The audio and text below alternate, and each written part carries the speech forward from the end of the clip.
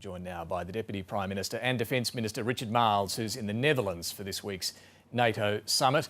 Richard Marles, thanks for joining us. Has Donald Trump's ceasefire already proven to be an illusion? Well, look, obviously the ceasefire that President Trump announced was hopeful. We very much call on Iran to stick to the ceasefire and to exercise restraint. What we want to see now is de-escalation. Our concern throughout this has been the potential for escalation and where this might ultimately lead. What we need now is for Iran to, do what is very much in its interests, and that is to uphold the ceasefire that the President has announced so that we can see a de-escalation in the conflict. What about Israel? At this moment, we're waiting to see what Israel does. It's promised a powerful response after claiming Iran fired missiles after the ceasefire. Are you calling on Israel to halt that powerful response as well? Well, we don't want to see the ceasefire broken. That's the fundamental point here. We have called on Iran to exercise restraint in the way in which it has reacted. A ceasefire obviously is very positive news. We want to see it being upheld. We obviously have the concerns and the anxieties which would occasion what we've been seeing in the public reporting of what's been going on over the last few hours. Clearly, what is in the interests of the region and the world, and both countries here, is that the ceasefire is maintained and we have a de-escalation. What's your message to Israel? Should they go ahead with this powerful response? Well, any country has a right to defend itself. We absolutely understand that.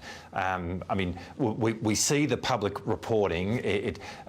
Beyond that, it's difficult to verify. But what we are really saying here right now, a ceasefire has been called. It is important for all that ceasefire is maintained. Are you concerned this conflict could now move to a more dangerous level? And what impact would that have on the region and the world? Well, we've been saying for the last few days that one of our key concerns here is the risk of escalation. And so we absolutely have concern about that, which is why, of course, what the President announced a few hours ago was so hopeful in terms of seeing an end to this immediate conflict between Iran and Israel.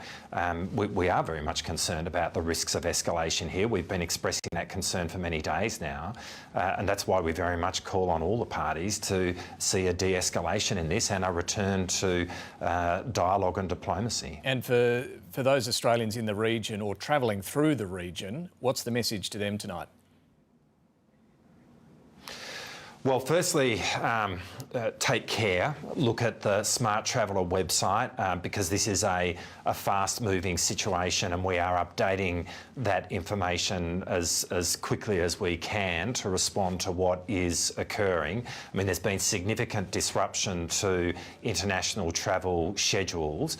I mean, we can all understand, and it is completely right, that international airlines should be acting with precaution here and a high degree of prudence for the safety of their passengers, but that is seeing significant disruption to routes around the world, and so we are doing everything we can in terms of the Smart Traveller website to keep travellers abreast of that.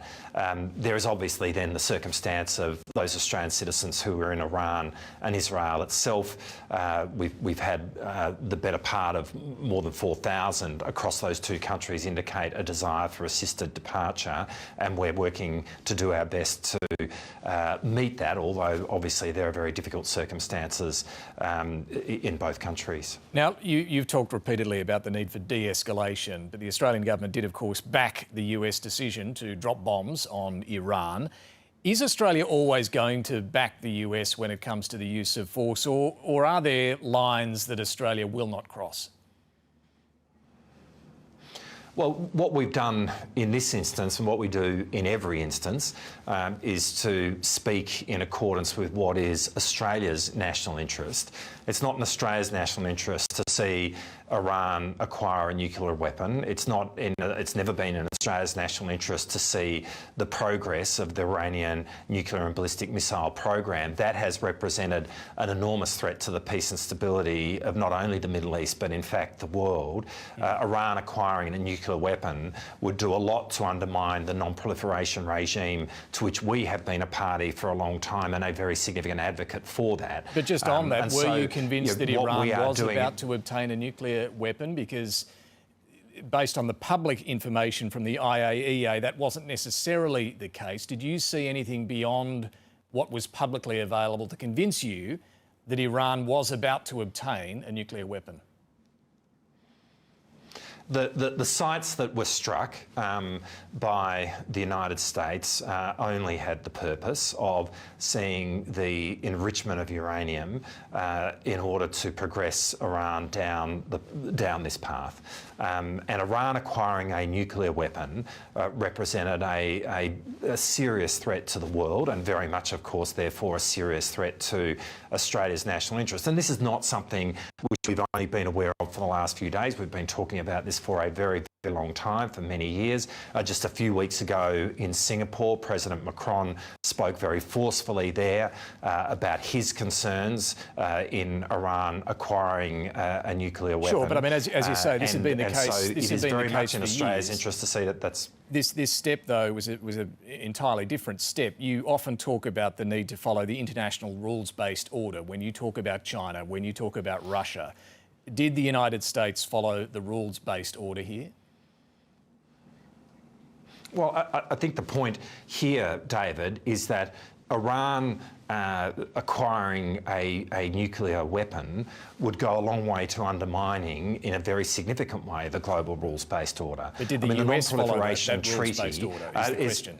Well, can I just... the Non-Proliferation Treaty, to which we have been a party, is about ensuring that we do not see countries walk down the path of becoming nuclear-enabled states. I appreciate that, but coming back to this question, is there a reluctance to answer this question, Minister? Did the US follow the rules-based order?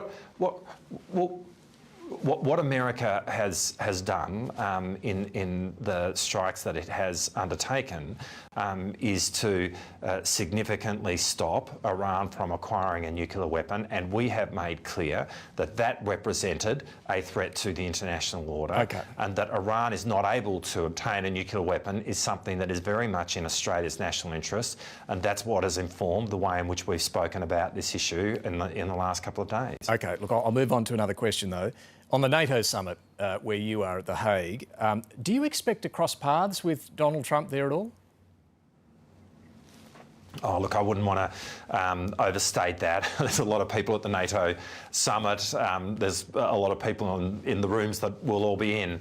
And in gatherings such as this, the meetings that you have end up being pretty fluid. But it's important that we are represented here. This is a gathering which has grown in significance for Australia over the last few years. Of course, the Prime Minister has attended 2 of these. This is now the 2nd NATO summit that I've attended. We're seeing a much greater connectedness between the Indo-Pacific on the one hand and the North Atlantic on the other. I mean, we can see that in what's going on in Ukraine, where really the global rules-based order is at stake there. And to that end, we see that as very much engaging Australia's interest. Yeah, and to that end, NATO members there at The Hague are expected to agree to significantly boost defence spending to 3.5% of GDP, with a further 1.5% for intelligence and cyber capabilities, taking them to a 5% of GDP spend on national security. That's the deal they're meant to sign up to. If NATO members can do that, why can't Australia? Well, firstly, it's not quite as you've described it, but certainly NATO members are talking about significantly increasing their defence spending. That is, in fact, what Australia has been doing.